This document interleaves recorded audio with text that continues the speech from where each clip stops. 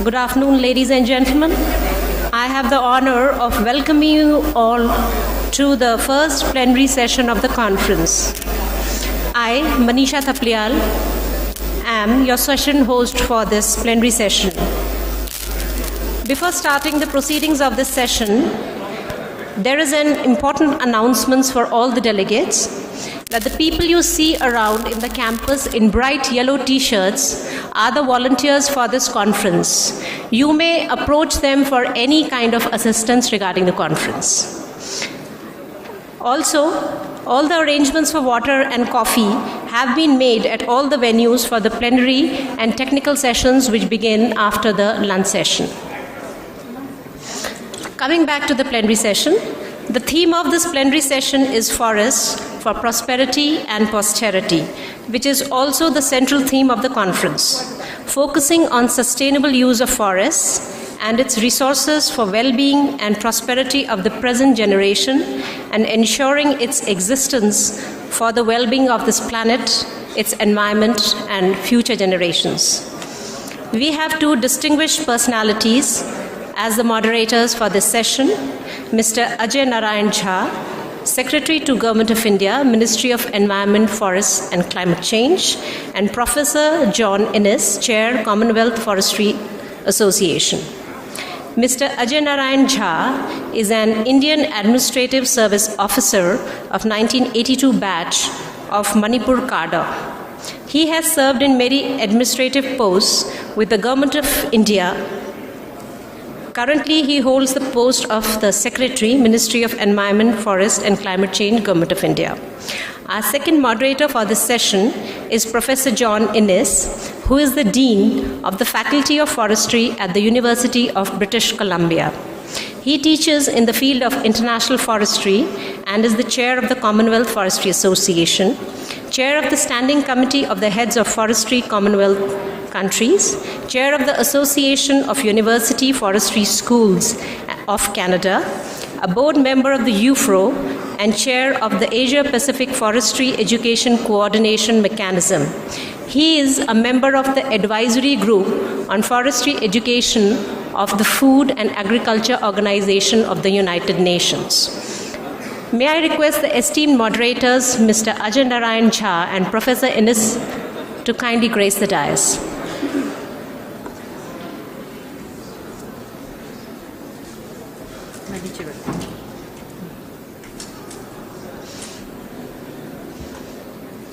Ladies and gentlemen, we have three keynote addresses scheduled for this session, which would be delivered by Mr. Rory Gilsenan, Director General, Science and Programs Branch, Canadian Forest Service.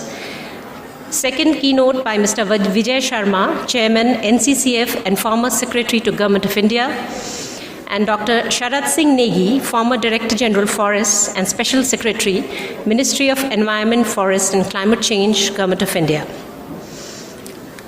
Let me give a brief introduction about our esteemed keynote speakers. Mr. Rory Gilsenan is currently the Acting Director General, Science Program Branch of the Canadian Forest Service at Natural Resources Canada. His responsibilities include ensuring alignment of the Canadian Forest Service Science and Technology portfolio to the Government of Canada priorities, communicating the impact of Natural Resources Canada's work to partners and stakeholders, creating an environment to sustain excellence in science, advancing science policy integration, and supporting the delivery of key programs including bioeconomy, forest pests, climate change impacts and adaptation, and genomics. Our second keynote speaker is Mr. Vijay Sharma, who is 1974 batch Indian Administrative Service Officer of the Uttar Pradesh Cadre. Currently, he is the chairman of the Network for Certification and Conservation of Forests and member of the Board of Trustees of the World Agroforestry Center, Nairobi. He has been Central Chief Information Commissioner, Government of India, member of the National Green Tribunal, Secretary to Government of India, Ministry of Environment and Forest, Special Secretary in the Cabinet Secretariat. Amongst the international assignments, Mr. Sharma had been Special Advisor to Executive Director, UN Environment Program, Senior Advisor to Secretary General of the United Nations Commission on Sustainable Development. Our third keynote speaker is Dr. S.S. Negi. Dr. Negi is an Indian Forest Service officer belonging to 1980 batch of the Himachal Pradesh cadre. Dr. Negi has had a very illustrious career. He has served in various positions, including Director, Environment, Science and Technology, Government of Himachal Pradesh, Member Secretary, Himachal Pradesh Council of Science, Technology and Environment, and also the Member Secretary of Himachal Pradesh State Biodiversity Board. He has also been the director of this prestigious Forest Research Institute. He served as Additional Director General Forest Conservation in the Ministry of Environment, Forest and Climate Change, and until very recently as Director General Forest and Special Secretary in the same ministry. He holds a DSc degree in Natural Resource Management and is the author of more than 130 books on forestry, environment sciences, Himalayan studies, and natural resource management. The rapporteurs for this session are Dr. S.K. Sharma and Dr. Manas Barge, who are requested to kindly take down the notes on the proceedings and recommendations of this session. And now, without further ado, I hand over the plenary session to the moderators with the request to kindly conduct the session. Thank you.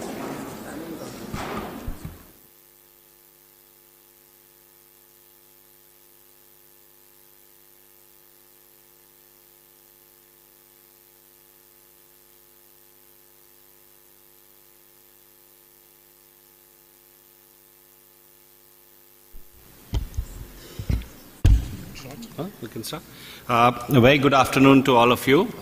We resume with this plenary session on the theme of this 19th conference, which is Forests, Prosperity for Prosperity and Posterity.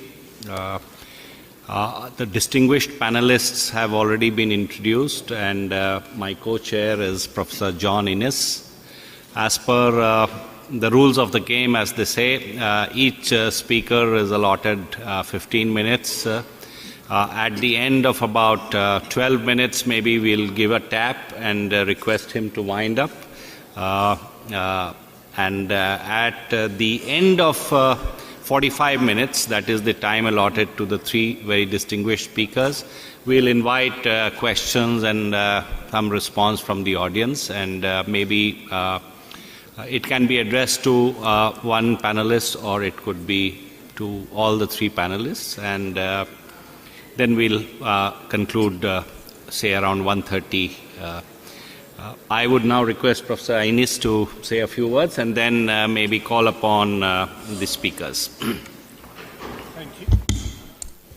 Thank you. In the interest of time, I'll say very little, but other than to point out to the speakers that I have some instructions in front of me that says moderators should use reasonable means to stop a speaker who has exceeded the allotted time.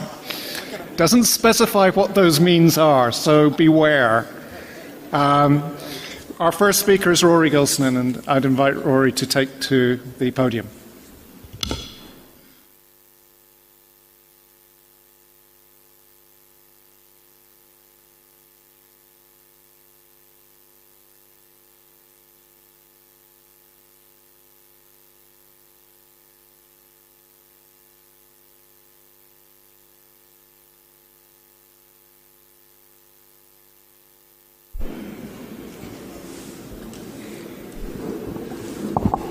Great. Thank you, Dr. Ya and Dr. Innes.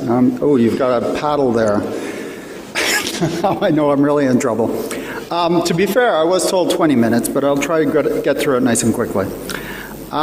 So what I'd like to speak to today a little bit in aligning with the thematics of this conference is begin by talking a little bit about the Canadian context for forests and forest management, then talk a little bit about sustainable forest management in a Canadian context, and a little bit about what some of the science that the Canadian Forest Service is doing, and then talk at the end a little bit about some of the major challenges that we're facing, both how we approach forest management.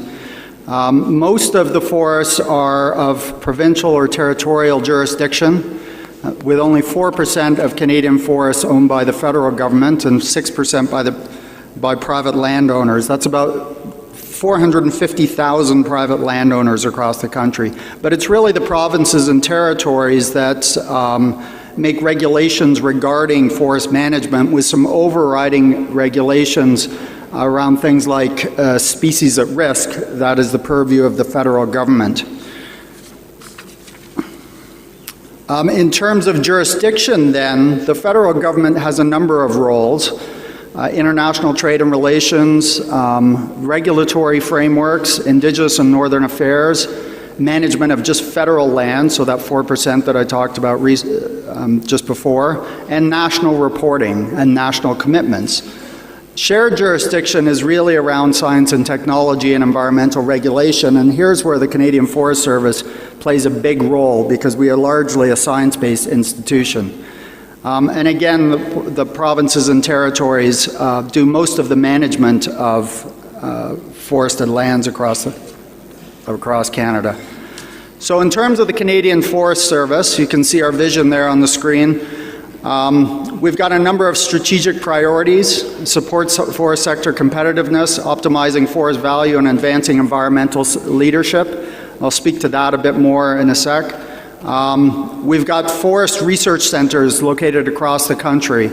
We have about 650 employees in the Forest Service in Canada, and about 85% of those are dedicated towards the science research agenda of the Canadian Forest Service. Sustainable forest management is critical for Canada. About 166 million hectares of our forests are independently certified as sustainably managed, and this is of key importance to us and to our trade partners. 3.9 million hectares of forest were burned in recent years, so this is an increasing problem that I'm going to speak to a little more in a second. Our forest science within the Canadian Forest Service really supports sustainable forest management. These are our main areas of focus of our research and our programming agendas. Cumulative effects, which I would say is something of raising importance within a Canadian context, but I think globally as well. Sustainable fiber solutions, so the right kind of fiber for the right kind of markets. Climate change impacts, adaptation and mitigation. Forest pest management and wildfire management, and sector competitiveness. In terms of forest certification, in a global context, Canada by far has the most certified forests in the world, 166 million hectares certified, which far exceeds other nations, as you can see on this graph. But we have a complexity of issues facing our forests, as you do here, as we do around the world. A number of them you see here on the screen. Forest pests, as I mentioned, fire, species at risk, harvesting practices, having sustainable harvesting practices, economic issues facing the sector, of which we have many right now. We have particular trade issues, but there's also changes in demands for forest products. And most of all for us in Canada, overriding all of this is Indigenous engagement and economic development in a Canadian context. But perhaps biggest and most cross-cutting is the climate change challenge. You've seen here in India that wildland fire activity has been increasing. Well, in Canada, it's been increasing multifold as well. Last year in Fort McMurray in Alberta, we had our biggest fire season yet, forced the evacuation of about 90,000 residents, with losses totaling about $3.6 billion Canadian. This was the most expensive natural disaster in Canada, and we really attribute this to climate change. Although you can't attribute a single event, we've certainly seen big changes in our forests, temperatures rising, more droughts, and more fires, and more severe fires, more intense fires across the country. So these are overall trends that we see. Some of the work that we do here at the Canadian Forest Service is really looking at these effects, the climate change impacts on Canadian forests. So a lot of research work that we've done, particularly in the last 5 years, tries to layer these impacts together, looking at fire, drought, pests like mountain pine beetle and gypsy moth and spruce budworm, but also looking at drought and precipitation. And when we put all these impacts together, as you can see here, our forests are, vast tracts of our forests are at high risk moving forward. So as we move into the middle, towards the end of the century, these cumulative impacts of climate change are going to have significant impacts on our communities, on the forest industry that operates within Canadian forests. And these will affect things like timber supply, critical infrastructure, communities, as I said, but also other natural resource industries. In the fire season that we had last year in Alberta, Alberta is a big area of oil and gas development and extraction in Canada. And many of those facilities went down. So this isn't just a forest sector issue. This is a broader issue that impacts sectors that operate within forested landscapes. On the flip side of this, forests are part of a solution, part of the solution to climate change. We in this room know this, but I think that we have a common role and a common motivation to really promote the benefits of forests. Promote it in terms of the renewable products that it produces, in terms of the renewable energy that can be produced out of forest fiber, but also the environmental values that we get out of forests. In terms of sustainable forest management, the biodiversity that forests allow on the landscape. And forest management practices are key to this, key to forests being part of the solution globally. Canada, in this context, has committed to the 30% reduction in emissions that was agreed upon in Paris. And we believe that forests have a big role to play in those emissions reductions. Some of the science research work that we do in the Canadian Forest Service has been the development of a carbon budget model to really work on the accounting, to understand better the accounting of carbon flows within a forested environment. And we also do a lot of work on the promotion of wood construction. John can tell you about a building going up at the University of British Columbia right now, which is the world's tallest wooden building. And you can see a bit of a mock-up there on this slide of a tall wooden building. UBC and other institutions across Canada also do a lot of research work on utilizing biomass for other purposes, from pellets to bioplastics or things like lignin to tires. And we at the Canadian Forest Service support a lot of these activities. And we like to group this into a common term called bioeconomy. So many nations around the world either have bioeconomy strategies in place or partial bioeconomy strategies in place, as you do here in India. We too in Canada are in the midst of developing a bioeconomy framework for Canada. A number of jurisdictions across Canada have already put one together. And these frameworks and strategies are really put together to promote the use of forests and forest products to the benefits of mankind at large, and certainly in the context of things like climate change.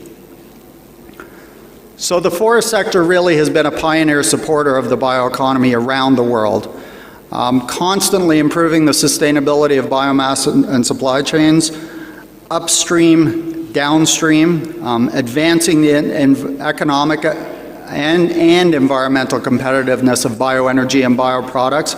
So enhancing the competitiveness of both industry and also forests themselves. Better understanding and communicating the eco-credentials of bioenergy and bioproducts is a core part of a lot of bioeconomy strategies around the world. And again, this is an area where we can collectively put forward messaging to promote the sustainable use of the world's forests and the use of wood as a renewable resource. 56% of the volume of wood that goes into a lumber mill is sawdust, woods, chips, bark, things like that. So that this resource, which has traditionally been burned, can be put towards other uses that actually benefits society more globally. So bioeconomy, we feel, is part of the solution to a green, low-carbon economy. Within a Canadian context and the Council of Canadian Forest Ministers, as I said before, we're working on a bioeconomy framework, and it's part of a broader innovation action plan in a Canadian context. So to close out, I'd like to say that through sustainable forest management, forests are part of the solution. I think we in this room know that, but we need to be able to promote this to other sectors, to governments, and to civil society at large. This conference provides us with a great opportunity to share messaging around sustainable forest management and explore how we can help each other advance our shared issues and goals. I look forward to the talks, discussions, and meeting throughout this conference and any questions that you have moving forward. Thank you very much.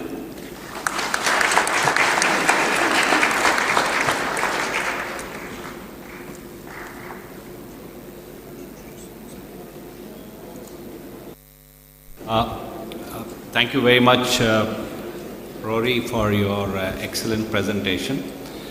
We now have Mr. Vijay Sharma, who will be the next speaker.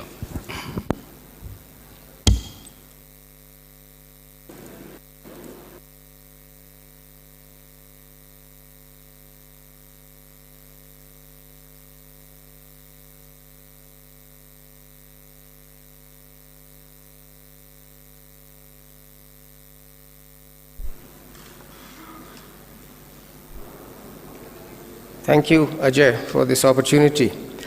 We've grown up as schoolboys watching Canada's logs, the lumberjacks, the cutting the forests for the great Canadian railways, and it's quite like a picture postcard, but thank you for the insights. May I pay some homage to the pictures which we see all around us, and we've just walked through the Greco-Roman, those colonial columns, and I think these forestry greats, the path breakers, are at this point of time hearing every word of what we speak. And some of us may have gone around the Brandis Trail today, and he was, of course, the earliest of the forestry helmsmen who started this great tradition of scholarship, and we are trying to recollect and imbibe some of that spirit, the spirit of the frontier, when we just spoke of Canada.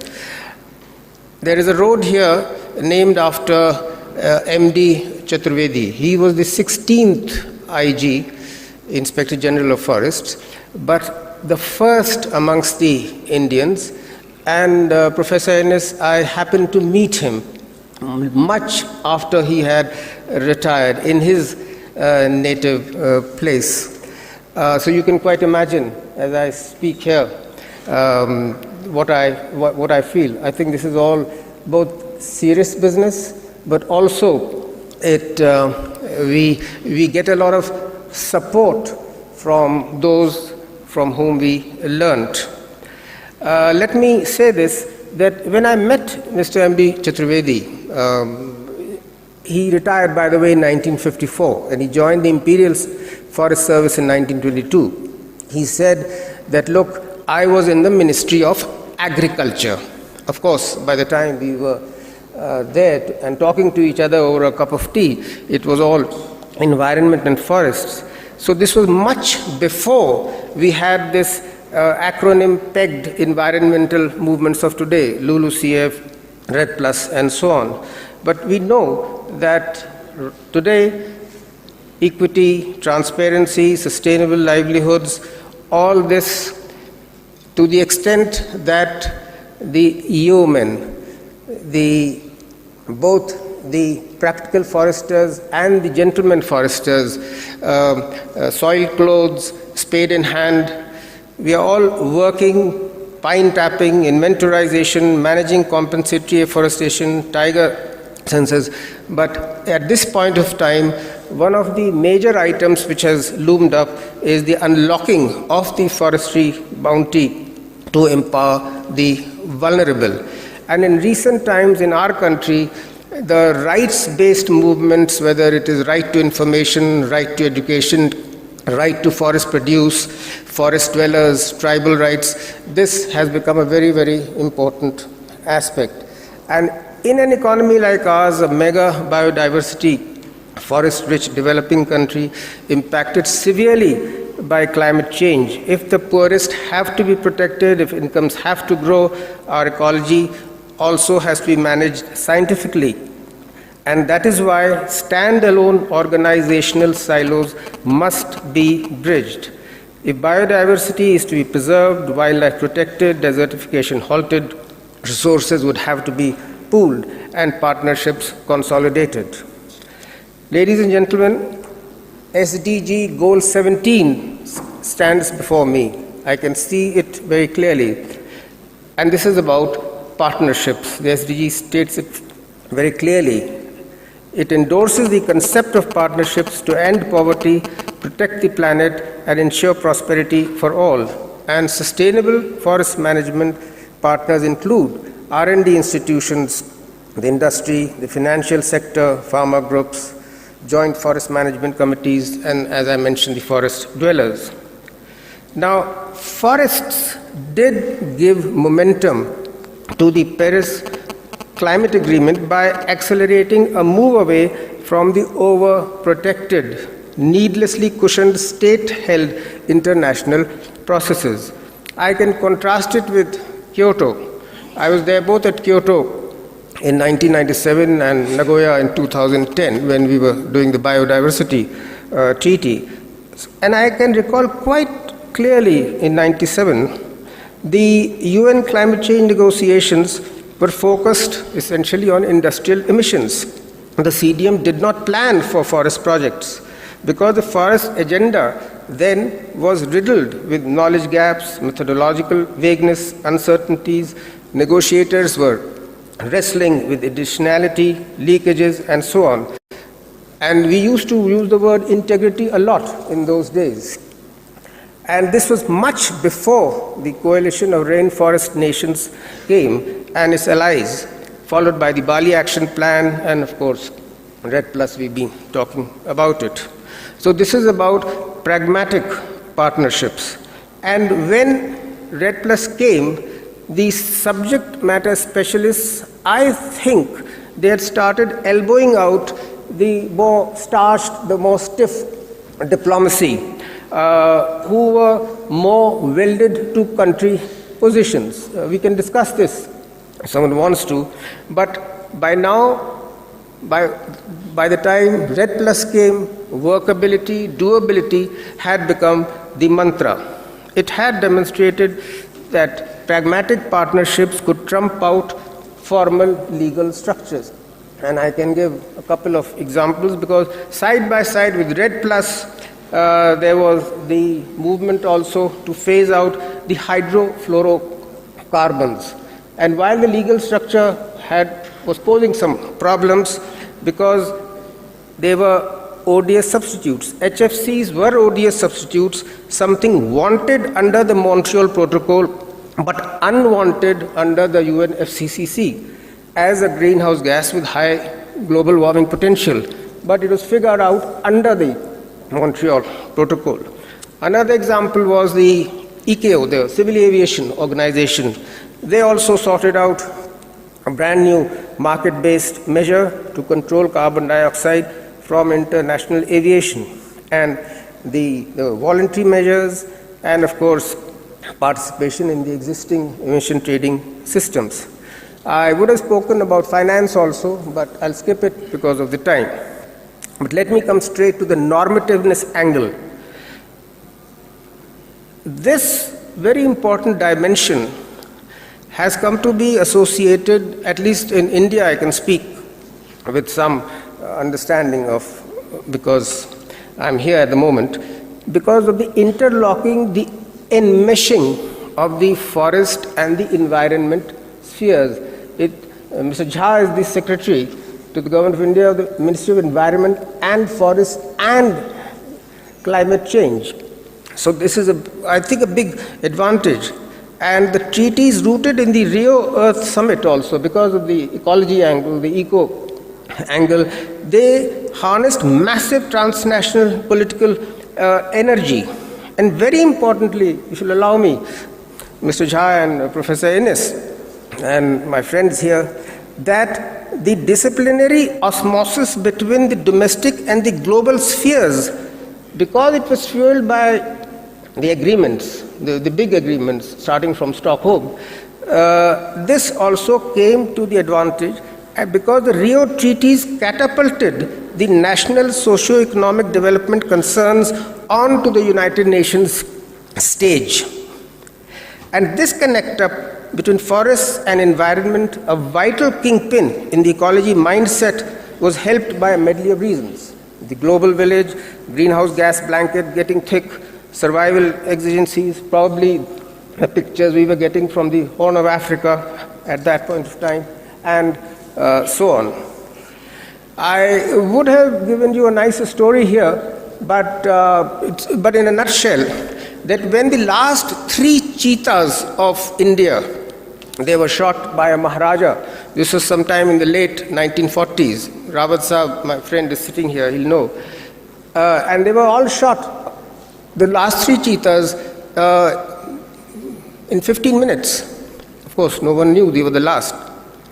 There was a Directorate of Wildlife under the Agriculture Ministry, and the Agriculture Ministry had 17 divisions, of which forests was one of those 17 divisions. I'm just giving you a general picture. Right now, we have the Ramsar, the coastal marine systems, wetlands, all linked with forests, and how do we go about it becomes very, very important. So 2 quick points here. One is the UN SDGs. They are expressed in a vocabulary which we can identify with our day-to-day work. The act locally, think globally, and this identifies very nicely with agroforestry to eliminate poverty, achieve food security, nutrition, sustainable systems, and so on.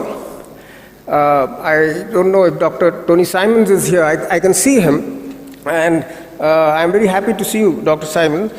Would you agree with me if I say that agroforestry represents most of the 17 SDGs?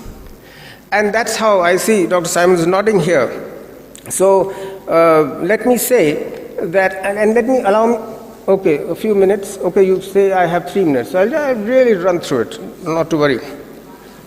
We use more of these logs from the private farms, far more than from the notified natural forests. Gender equality and so on, we'll discuss sometime when we get the time. I'll skip over it. But let me say that Trees for Life was the theme of the World Agroforestry Congress here in Delhi 3 years ago, when we launched our national policy on agroforestry, and that also coincidentally was the International Year of Family Farming.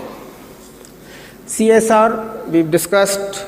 I'll go along with the ONGC. There is an oil company which has started CSR for agroforestry. The 14th Finance Commission of India, its recent green formula, it has recast the determinants of fiscal transfers depending on the forest area, tree cover, which has been improved. Campa, we've discussed. I had an idea. Somebody said to me, why can't Campa funds be used for agroforestry? But I'll talk about it. In fact, I might flag that as a question, but I have some debating points. 2 more examples of partnerships. Project Tiger, wildlife and inclusive, and who were the stakeholders? The local people, the primary, they are called the primary stakeholders. Secondary stakeholders would be the agencies of the government. I'm giving you a good instance because the tiger population has gone up, and because of partnerships, the tertiary stakeholders, that is the tour operators, large business groups, and so on. And we'll talk about the certification program, maybe during question hour, if it's possible. Do I have a minute or two? Because, okay, you'll allow me how many? 2 minutes? Okay, so you'll allow me 2 minutes, because the reference had come. Okay, because the reference had come up today. That's why I want to. And the reference was about Australia and who inspired the Australian system. And this I would have delved into if I would have spoken about the scientific temper. Because there was a minute which I had read, and it said this. There was a big debate in India, and that was a time when the Romanovs, the Ottomans, the Habsburgs were still ruling their respective empires. So you are talking about 100 years before. And there was a minute recorded by the same man who started the Australian, who inspired the states in Australia to at least start experimenting. And what this minute writer write? He wrote, and the question was, how precise is Indian forestry science? So he wrote, quote, where are the volume tables? He's questioning. Gibson, we spoke about. Where are the volume tables, the form factors, and the masses of statistics which in Europe and notably in Germany have made forestry into an exact science, while the rule of thumb would probably describe the Indian methods more accurately? This is what he wrote. So I wanted to enter into a debate at this point of time, because refreshingly I came across another book, Breaking New Ground, which was from the other side of the Atlantic, written by someone who was the first chief and who was responsible for the Yale Forestry School. And what he said, we'll talk about at question time. Is that okay? You'll allow me? Yes, that's why I'm requesting you, because this is an incomplete story. Thank you, Professor Ennis.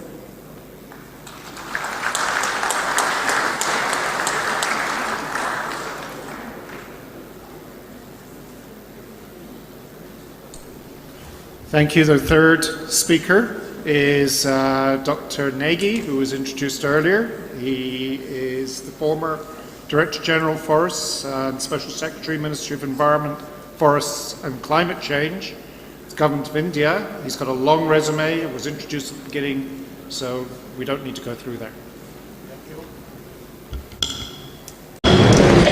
Thank you, Chair and Co-Chair.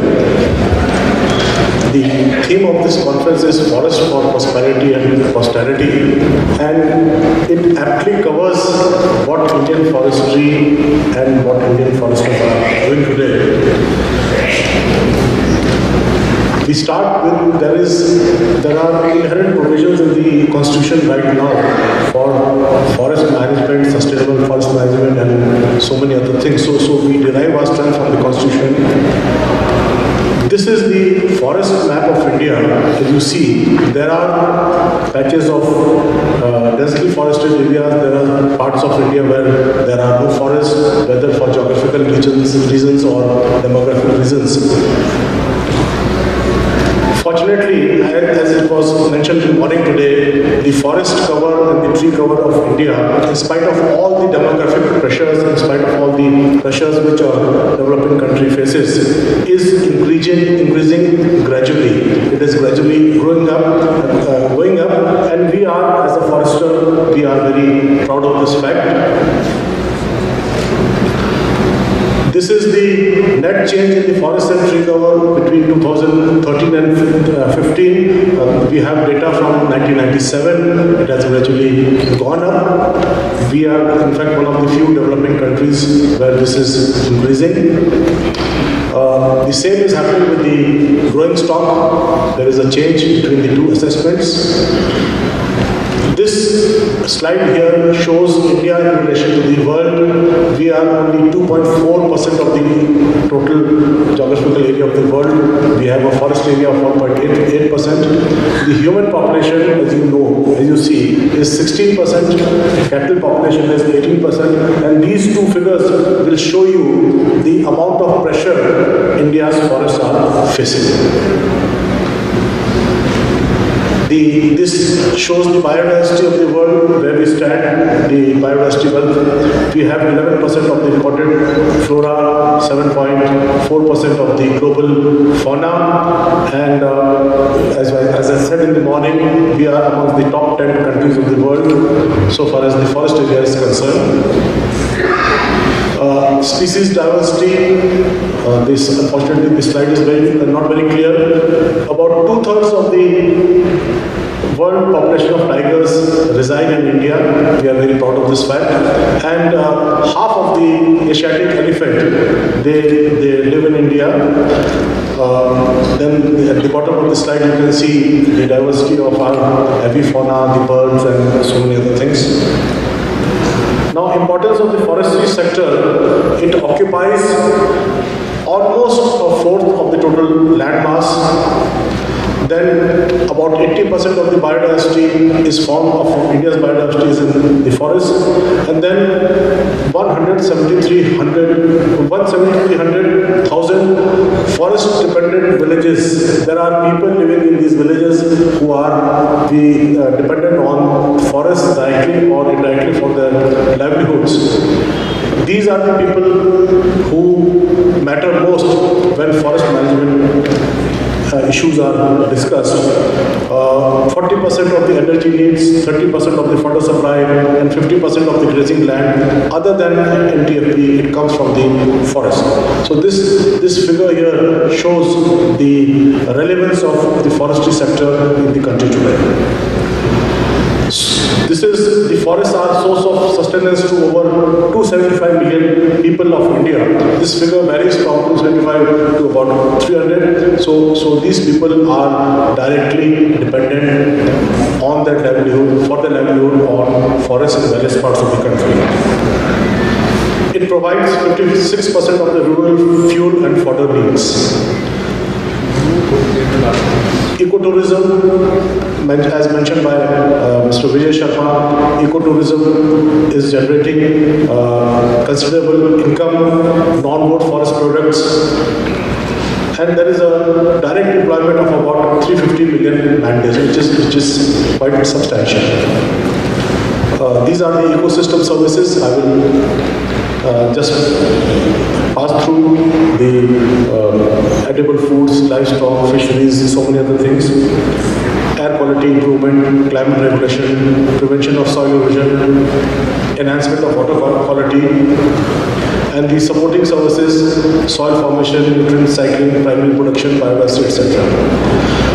Culturally also, for the people of India, forests are very important. We have very strong religious and cultural issues, religious and cultural bonds with the forest and as well as with the trees. They provide us with aesthetic values. And then in recent years, forests have emerged as a major source for mitigation of natural hazards, major source for mitigation of floods, cyclones, storms, avalanches, and so many other things. So this also focuses on the importance of forestry sector in India. Then of course, climate change mitigation services. Total carbon stock of India's forests is about more than 7,000 million tons of carbon. Now the framework of forest management, in India is provided by the Indian Forest Act. Is basically a forest protection instrument. Then we also have the Wildlife Protection Act, and of course at the bottom of this slide, if you see the Forest Conservation Act 1980, which is unique, perhaps unique in the world. It prohibits the use of forest land for non-forestry purposes except under certain situations. So this act has really helped us in preventing what we used to call deforestation. Once this act came into force, the process of deforestation in India has literally vanished. This has helped us a lot. And then, of course, we also have the Joint Forest Management Guidelines. As you know, there are millions of people living in and around India's forests. These people are being involved in management of forests. We call it the participatory forest management. There are about more than 30% of the natural forests are being managed under the Joint Forest Management Board. This involves various processes, preparation of microplans and so many other things, and then of course it also has an inbuilt mechanism of usufruct sharing. So this is how we are able to get the support and the participation of the people living in and around forests for forest management. The governance, forest governance is at two levels. One is at the central government level. The federal government or the central government has its own forest governance structure. This shows the forest governance structure at the central government level. Then essentially the forests belong to the state governments. There is a huge forest governance structure at the state government level. This slide shows what is the structure of the forest governance at the state government levels. Now the pressure and threats on forests, as I mentioned, fuel wood and photo correction is a huge pressure on forests. Forest fires, 54% of the country's forests are prone to forest fires. In fact, we are in the middle of the forest fire season now. This will continue till the next, till the rains arrive. And we believe there is a data to suggest that more than 90% of the forests are human induced. Fortunately, most of these fires are ground fires. Significant damage is there in terms of ecology, but in terms of timber, significant damage is not there. And then forest invasive species and so many other things are also the threats to the forest. Challenges, loss of forest, basically forest, the habitat fragmentation. When a road passes through a forest, the habitat is fragmented. Then productivity of our forest is very low as compared to the rest of the world. Productivity of our natural forest is as low as 0.9 or probably 1 cubic meter per hectare per year. Then rural energy sources, pressure of grazing. In some parts of the country, we are still facing the problem of shifting cultivation, particularly in the northeastern part of the country. Wildlife conservation regimes in India are quite strong. We have a protected area network which forms about 5% of the total area. This figure shows the national parks, sanctuaries, tiger reserves, elephant reserves, community reserves and conservation reserves. The challenges for wildlife conservation, basic challenge is mitigation of human-wildlife conflict. This has assumed significant proportions. In some parts of the country, there is a human-elephant conflict. In other parts, there is a human-monkey conflict. Wild boars, blue bulls, so many conflicts are taking place. So this really poses a challenge for wildlife managers. We have a system of eco-sensitive zones around our national parks and sanctuaries. Sometimes degradation of these eco-sensitive zones becomes a problem because there are cases where the built-up area is right across the border, right to the boundary of the eco-sensitive zone. Then another challenge is the management of the invasive alien species, and of course the need for mainstreaming wildlife conservation in the planning and development process. That is very important. India's NDC target, India has committed in Paris for creating an additional carbon sink of 2.5 to 3 billion tons of CO2 equivalent, which is a huge target. We are geared up to meet that target. Basically, it involves planting of 7,000 or 8,000 million seedlings every year, and then the success rate also needs to be geared up. The seedlings need to grow into trees to give that sort of carbon carbon sink. This would involve increasing productivity, increasing our using the better quality nursery stock, and involving all stakeholders. That means people and departments other than the forest department also need to chip in. Then only we will be able to meet this ambitious target.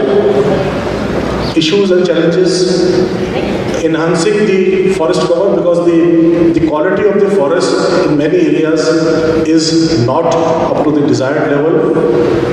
In productivity, I have already mentioned, our productivity is low, and then promoting forest or a tree-based economy within the carrying capacity by use of the non-timber forest products for livelihood of the local communities. Strengthening forest fire control mechanisms. We are in the process of drawing up a national forest fire prevention and control management plan. And then research institutes like the ICFRI, like the FRI would need to put in more efforts to meet the challenges and issues which the forestry sector is facing today. Thank you. If there are any questions or issues they may like to take up, and I would also request that to the point and not in the form of general statement. Yes. It was good news to hear that the bioenergy in Canada, due to sustainable forest management, bioenergy is moving upward. If it is moving upward, whether it is due to increased productivity, better value addition, or better marketing. Thank you. Canada is increasing marginally. The percent of their energy needs met by bioenergy. There have been some movements on large-scale energy production, but they're fairly small in relation to the overall energy production in Canada, where we get most of our electricity from hydroelectric. Power plants converted in the province of Ontario from coal to using bioenergy. This is largely from processing or harvest residues. So it's not planting trees directly for energy purposes. So it's a renewable energy source to offset the previous use of coal energy. So it's increasing slightly, but within the context of our overall energy mix, we're largely a provider of nuclear and hydroelectric power. Yes, my name is Jussi Uusvuori. I come from Natural Resources Institute, Finland. My question deals with policies and climate and forests. Instruments do you feel are appropriate in enhancing? And from a Canadian context, there are a couple of Canadian provinces. There are a few Canadian provinces that actually participate in the California system, but on a federal level, on a national level in Canada, our current government has introduced a carbon price, and to your question specifically, we see that as a very effective way of increasing the use of forest and forest products, of changing forest management practices, encouraging more afforestation and reforestation.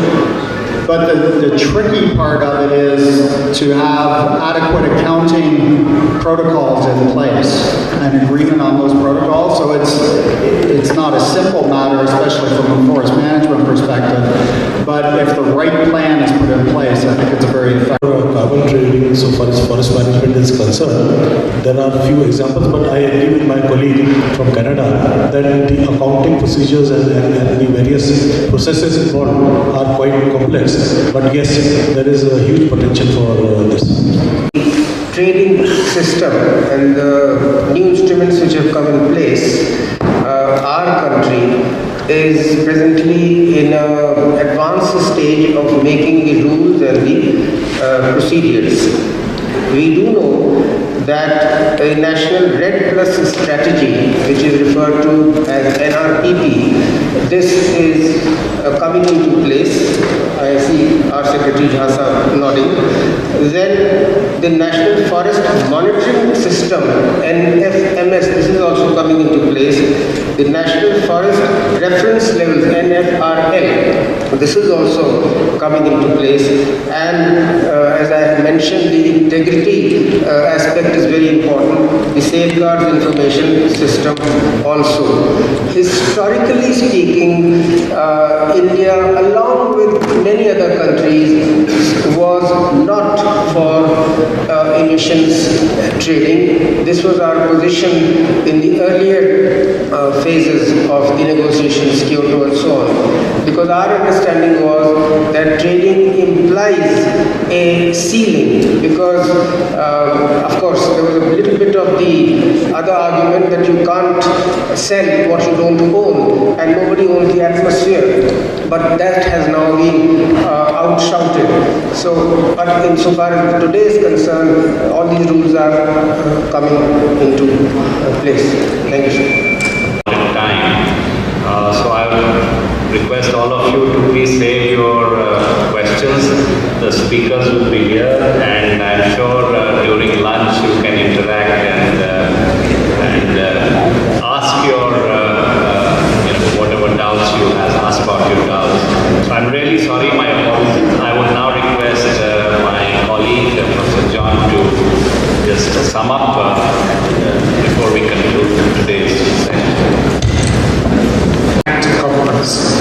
So we heard from Rory Gilson about Canada's priorities. He talked about the importance of sustainable forest management within the country and the complexities of issues such as species at risk, changing demands, the empowerment of Indigenous peoples and their increasing control of the land, and overall the issue of climate change and how that is having effects on Canada's forests. He talked about the importance of cumulative impacts and how these could actually place vast tracts of Canadian forests at risk over the next 80 years.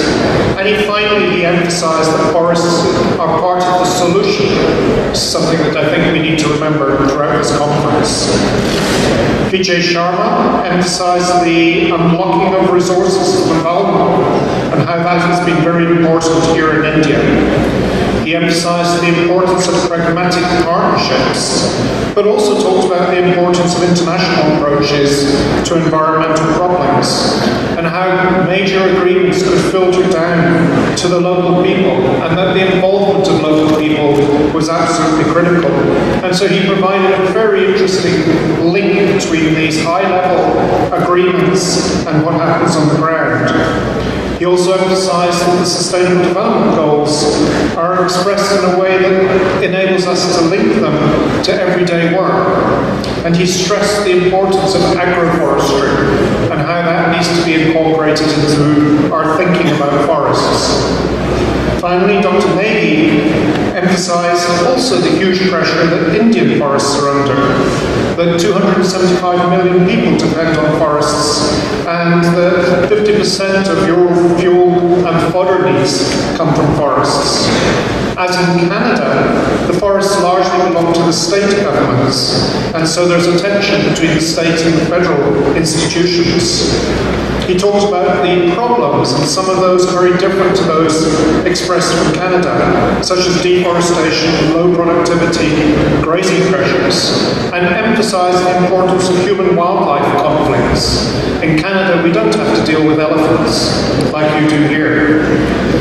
Finally, the other point I took home is that the importance of mainstreaming of wildlife conservation into development planning, something that I think is very visionary and needs to be thought about very carefully, and if it is successful, will be very important in a country such as India that places so much value on its wildlife.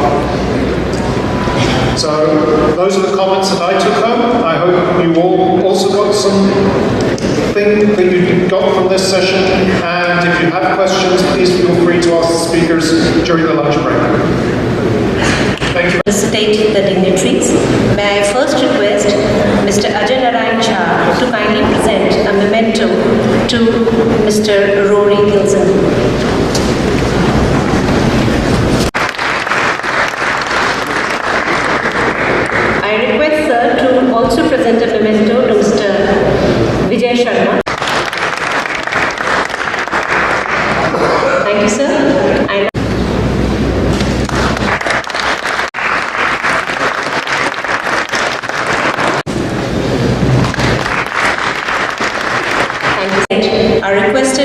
so by 5 p.m. today at the registration desk.